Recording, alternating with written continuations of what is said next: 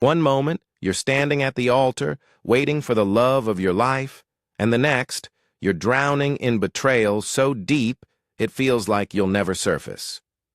That was my reality 2 years ago. I was 35, successful, and happy. As a senior, software developer at a rapidly growing tech company, I had just bought a beautiful house in a quiet Boston suburb. Most importantly, I was about to marry Alexandra, the woman I thought was my soulmate. We had been together for 5 years, built a life together, and dreamed of a future filled with love, laughter, and maybe a couple of kids. Alexandra was a force of nature. Smart, driven, and effortlessly charming, she had a way of making every room brighter the moment she stepped in. We first met at a tech convention. Her as a marketing executive, me as a speaker at one of the panels. Our conversation that night stretched for 6 hours, and by the time the restaurant kicked us out, I was convinced she was the one. Looking back, I see the red flags I ignored. She had a way of making everything about her. If she hurt my feelings, she never apologized. It was always my fault for being too sensitive. She lied, but only about small things, where she was, who she was with. And then, there was how she treated people she didn't need to impress. On the surface, she was polite, but beneath the smiles was an undeniable air of condescension. But love makes you blind, and I was all in. My family should have been another red flag. My older brother, Nathan, had always been their golden child. He built a multi-million-dollar business from the ground up, and to my parents, he could do no wrong. I was never enough in their eyes. No matter how well I did, it was always, Nathan would have done it better. I should have noticed how Alexandra's eyes lit up whenever Nathan talked about his business. I should have paid attention to how their conversations at family gatherings became more personal, how she started spending more time with him. But I was too busy planning a wedding to see the disaster heading straight for me. The morning of my wedding, I woke up feeling a mix of nerves and excitement. We had chosen a beautiful vineyard outside the city for our wedding, a place Alexandra had fallen in love with the moment she saw it. Everything was perfect. The flowers, the music, the carefully curated menu. Years of dreams coming to life. And then my phone rang. I was in my hotel room, struggling with my tie, when Alexandra's name flashed on the screen. "I can't marry you." Her voice was cold, clinical, like she was canceling a dinner reservation. I could barely process the words before she dropped the real bombshell. She had been in love with Nathan for months. My hands shook so hard I almost dropped the phone. They had been sneaking around behind my back. And the worst part? My parents knew. They had encouraged it. "You wouldn't want to marry someone who doesn't love you," my mother said when I confronted her at the venue, as if she was doing me a favor. My father just nodded, more concerned about how it would look to their wealthy friends than the fact that his son's life had just imploded. The hours that followed were a blur. The wedding was called off, guests were sent away in confusion, and I sat in a back room, still wearing my suit, trying to comprehend how my entire world had collapsed. In a single morning, I didn't just leave my family, I erased them. After the wedding disaster, I packed my bags and left Boston without looking back. I moved to Denver, where no one knew my name, no one pitied me, and no one whispered behind my back about the brother who got left at the altar.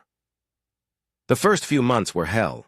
I woke up every morning feeling like I was drowning, my mind replaying that day over and over. The humiliation, the betrayal, the way my mother had looked at me, not with sympathy, but with exasperation, as if I was the problem for not simply accepting what they had done. Therapy became my lifeline. At first, I thought I was just there to process the heartbreak, but as my sessions went on, I realized that Alexandra leaving me wasn't the real trauma. It was just the final straw in a lifetime of being treated like an afterthought. I had spent my whole life being told I wasn't enough, not successful enough, not ambitious enough, not Nathan enough. No wonder I had ignored the red flags with Alexandra. I had spent my entire existence trying to earn love that should have been given freely. Slowly, I started rebuilding. I found a job at a new tech company where no one compared me to Nathan.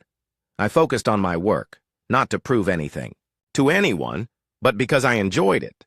I threw myself into new projects, and for the first time, my accomplishments weren't measured against someone else's. I started hiking, a hobby I had never even considered before. I joined a local group, met people who didn't care about my past, who saw me for who I was, not for the shadow I had lived in. I made real friends, the kind who didn't try to fix me, who didn't pressure me to forgive people who had never even apologized. Dating was harder. At first, every date felt like a reminder of what I had lost. I kept expecting deception, waiting for the moment when they would reveal that they had secretly been seeing someone else, that they had been lying all along. But as time passed, I started to trust again. I kept things casual, coffee dates, late-night conversations under city lights. No pressure, no expectations. And in those quiet moments, I realized something. I wasn't the broken one. Alexandra hadn't left me because I was unworthy. She had left me because she was selfish. My parents hadn't betrayed me because I was weak. They had done it because they had never truly loved me unconditionally, and the more I understood that, the more I let go of the bitterness.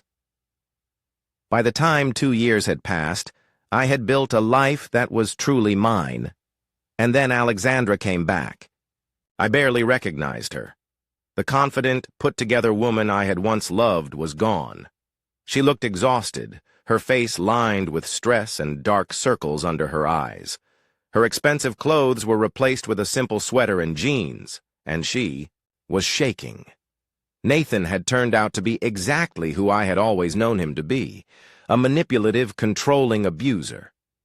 He dictated every aspect of her life, took over her business, monitored her every move, gaslit her so thoroughly she began doubting her own reality. And worst of all, he had started controlling their son. "He punishes him for crying," she whispered, tears slipping down her face. And then she told me why she had come. She needed me to testify. She needed someone who knew the truth about our family, about Nathan's manipulative nature. I stared at her for a long moment before shaking my head. No. For 2 years, I had fought to free myself from my family's toxic web. If I helped her, I'd be dragged back in. I had to put my own mental health first, but that night I couldn't sleep, because this wasn't about Alexandra. It was about an innocent child trapped in the same toxic cycle I had grown up in. I made my decision. Instead of re-entering the nightmare, I filed an anonymous report with Child Protective Services. I detailed everything. Nathan's controlling behavior, his emotional abuse, his threats. I included screenshots of the texts my family had sent me, proving they would cover up anything to protect him. Then I waited. 3 days later, Nathan's email arrived. "You think you can hide? You've made the biggest mistake of your life. Watch your back." Then my mother called. "You've ruined your brother's life. I hope you're happy." Not a single word denying the accusations. Just anger that I had exposed the truth. But the most unexpected message came from Alexandra. "I know it was you. Thank you. I'm sorry for everything." Because of the CPS investigation, she was granted emergency custody of her son. Nathan's threats of taking him away lost their power. My family was furious. They called me selfish, weak, a traitor.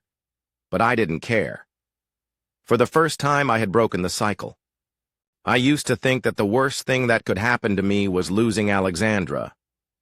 Now I know the worst thing would have been staying in a toxic family, staying in a relationship where I had to keep proving my worth, staying in a place where I was only ever seen as second best. Losing everything gave me the freedom to start over.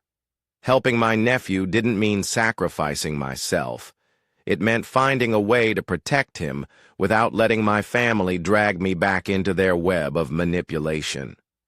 When I first walked away from my family, I felt weak. I thought I was running from my problems.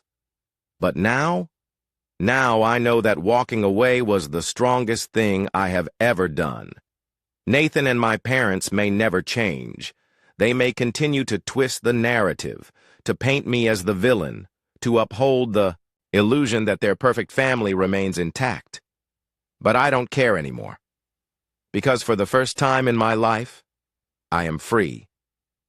And that's worth more than their approval ever was. To anyone reading this, if you have a toxic family, if you've spent your life trying to earn love that always felt just out of reach, know this. You don't have to stay. You don't have to keep playing the role they've forced on you. You don't have to keep proving yourself to people who will never see your worth. Sometimes the bravest thing you can do is walk away. Sometimes survival means choosing yourself. Thank you for watching. If you haven't subscribed yet, please do so and hit the notification bell to stay updated with more shocking real-life stories happening around you.